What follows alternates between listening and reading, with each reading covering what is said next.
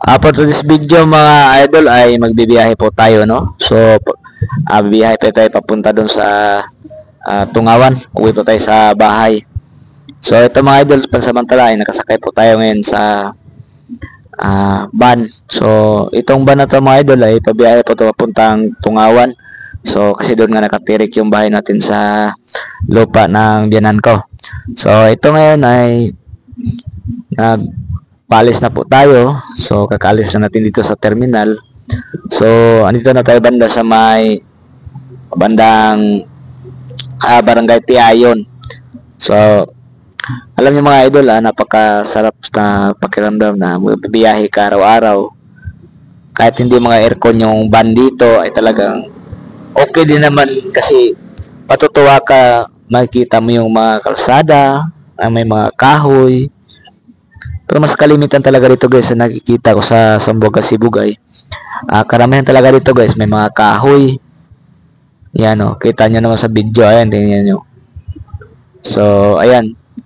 Ayun naman yung mga kasabay ko sa van.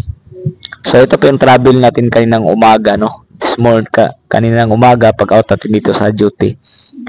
So, ayan po. So, yan. Medyo malikot lang yung video natin dahil magalaw masyado yung kalsada dahil nga sa medyo may lubak-lubak, no?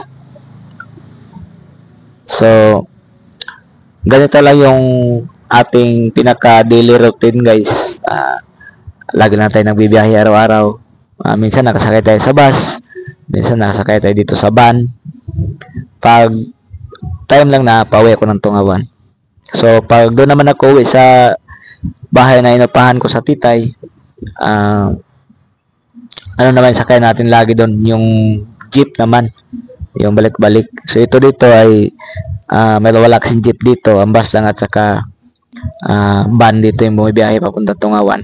So naman sa Titay naman, bumibiyahe papunta doon, masakayan lang natin mga idol ay yung jeep, Bajari at saka yung bus, tatlo.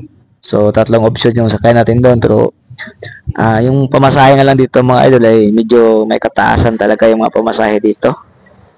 So pero okay naman dahil tatrabaho tayo. Siyempre, obligasyon natin gumastos ng pamasahe.